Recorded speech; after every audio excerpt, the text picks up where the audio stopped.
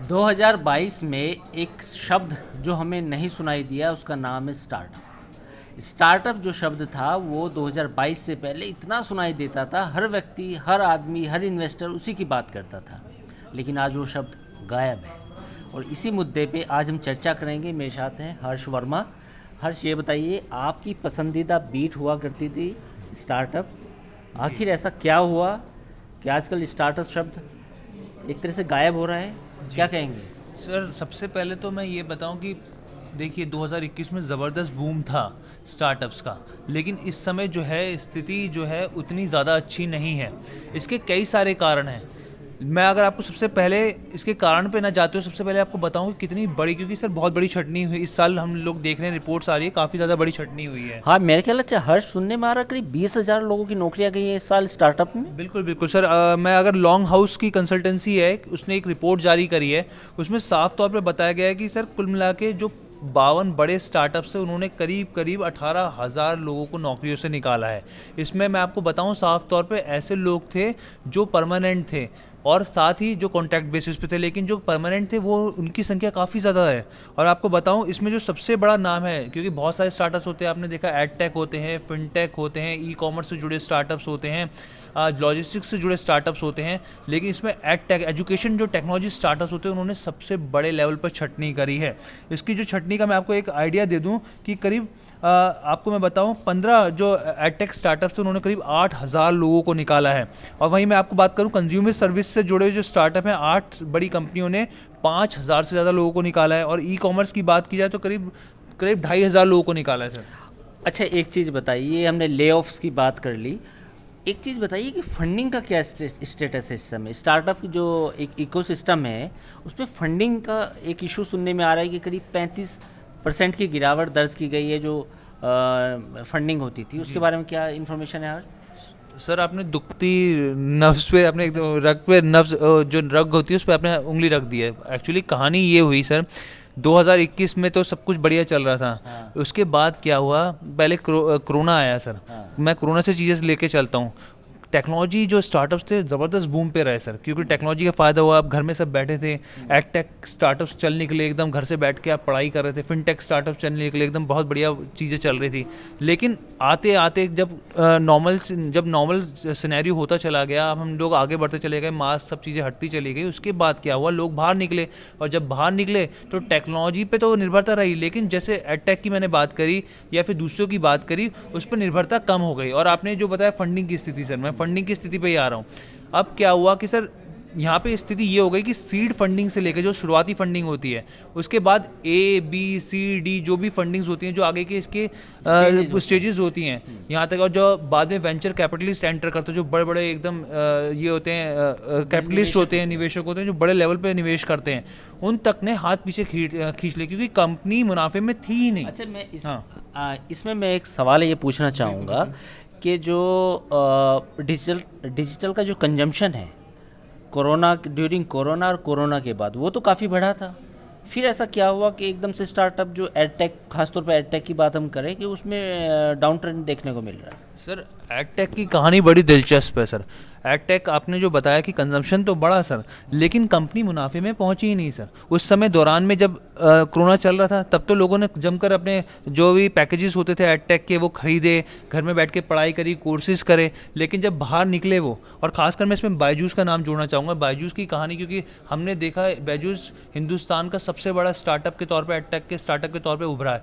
और वहाँ पर कहानी क्या हुई सर, अगर मैं आपको छोटी सी एक बात बताऊं, आपको मिनिस्ट्री ऑफ कॉर्पोरेट अफेयर्स की तरफ से भी यहाँ तक कि उसके रिजल्ट को जारी करने का एक तरीके का दबाव बना। आप सोचिए, एक कंपनी वित्त वर्ष 2021 में सर उसको नुकसान हो रहा है 1,000 करोड़ का, उसका रेवेन्यू है 483 करोड़, और कुल खर्च देखिए 2,000 करोड़ का। सर कंपनी कहाँ पर है इस समय? हमने पीछे देखा कि उसने यहाँ तक के स्पॉन्सर्स तक जो बीसीसीआई से वापस लेने की कोशिश करी।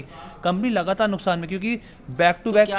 क्या आप ये समझते हैं कि जो स्टार्टअप थे, खासतौर पर एडटेक, इन्होंने अपनी वैल्यूएशन को कुछ बढ़ा चढ़ा के दिखाया और जो अपनी स्पेंडिंग थी उसको एग्रेसिव इन्होंने ज़्यादा खर्च किया? जैसे मुझे लगता है कि बायजू एक स्टार्टअप था, तो बजाय स्टार्टअप पे फोकस करने पे वो ब्रांड वैल्यू क्रिएट करने में ज़्यादा लगा।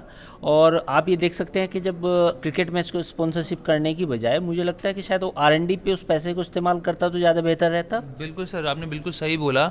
एक्चुअली क्या हुआ कि बायजूस की बात ही की जाए तो एक तो सबसे पहले इन्होंने बहुत एग्रेसिव जो है एक्विजिशन पे काम किया। हमने लोगों ने देखा कि बैक टू बैक एक्विजिशन करने लगा। इससे ज़्यादा उन्होंने कोशिश करनी चाहिए थी कि वो कंपनी को प्रॉफिटेबल लेके आएँ, प्रॉफिटेबिलिटी के ऊपर ज़्यादा से ज़्यादा ध्यान दें। ऊपर से कंपनी ने क्या किया, अपनी एडवर्टीजमेंट में ज़रूरत से ज़्यादा पैसे खर्च करे, जो साफ तौर पर रिपोर्ट में भी नज़र आता है कि कंपनी का जो नुकसान है, आप सोचिए कि 1000 करोड़ का नुकसान हो गया, 2000 करोड़ का उसका खर्च हो गया। आप ये सोचिए इस समय कैसी स्थिति है। अच्छा, यही चीज़ अगर आप ये तो लिस्टिंग कंपनी नहीं है, लेकिन अगर हम कुछ लिस्टेड कंपनियों की बात करें, जैसे जो उसमें जोमेटो आता है, उसमें और बहुत सारे स्टार्टअप आते हैं। इस साल जितने भी फिनटेक कंपनी थी, जो so called fintech, so called tech कंपनियां थी, उनकी लिस्टिंग भी ख़राब हुई। निवेशकों ने उन्हें बिल्कुल पसंद नहीं किया। आईपीओ आया, आईपीओ लिस्ट हुआ, लिस्ट होने के बाद एंकर इन्वेस्टर्स ने बाद में अपना उन्हें एग्जिट मिला 1 साल के बाद, जिसमें मैं पेटीएम का नाम भी शामिल करूंगा, जिसमें जोमेटो का नाम भी शामिल है, जिसमें पॉलिसी बाजार का आईपीओ आया उसका नाम भी शामिल है। तो आप ये समझिए कि मार्केट में, शेयर मार्केट ने भी इसको हाथों हाथ नहीं लिया। और जो बाकी जो लिस्ट जिनकी लिस्टिंग अभी नहीं हुई है उन कंपनियों की, उनकी हालत तो अभी और ख़राब है। बिल्कुल, क्योंकि sir new age technologies company कहने के लिए तो 2021 में इनका बहुत बज रहा, लेकिन घूम फिर के कहानी वही आती है सर। नाम कंपनी का हो गया, वैल्यूशन जो है एंजल इन्वेस्टर से लेके कैपिटलिस्ट जो है वो पैसा निवेश करे जा रहे हैं, कंपनी का वैल्यूशन बढ़े जा रहा है, लेकिन हो क्या रहा है बेसिकली कि कंपनी की अर्निंग, प्रॉफिटेबिलिटी कहाँ है, वही चीज़ जो है सबसे ज़्यादा कन्फ्यूजन वाली स्थिति है। और यही एक बार लगता है कि बबल क्रिएट कर रहा है, यही कन्फ्यूजन को लेके बार बार लगता है कि कंपनी लॉस में जा रही है, ये एक कारण लगता है। तो अच्छा, मुझे लगता है कि अभी ये बताइए हर्ष, आपको क्या लगता है कि 2023 कैसा रहेगा? मेरा एक सवाल, और उसी में मैं दूसरा सवाल ऐड करूँगा, कितने यूनिकॉर्न देखने को मिलेंगे? सर यूनिकॉर्न, जो दूसरे सवाल का जवाब मैं आपको पहले देता हूँ कि यूनिकॉर्न देखने को मिलेंगे सर, ये भी सब परिस्थितियों पर निर्भर करता है।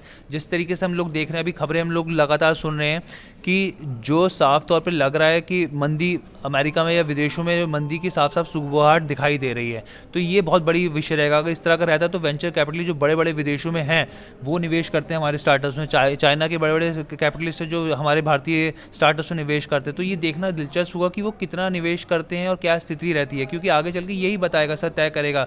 हालांकि सरकार की पॉलिसीज बहुत शानदार है, सरकार अपनी तरफ से पूरी कोशिश कर रही है, बूट स्टेप से लेकर हर एक चीज़ फंडिंग सरकार मुहैया करा रही है। एक स्टार्टअप को जो भी मूड माहौल चाहिए होता है आगे बढ़ने के लिए, सरकार की तरफ से वो मुहैया कराया जा रहा है सर। नहीं, मेरा सवाल 2023 को लेकर आउटलुक का है। बेसिकली आउटलुक क्या होने जा रहा है? हालांकि मैं शेयर मार्केट के बारे में आपसे सवाल नहीं पूछ रहा, शेयर मार्केट की मतलब बहुत लोग ज्ञान देने के लिए तैयार हैं।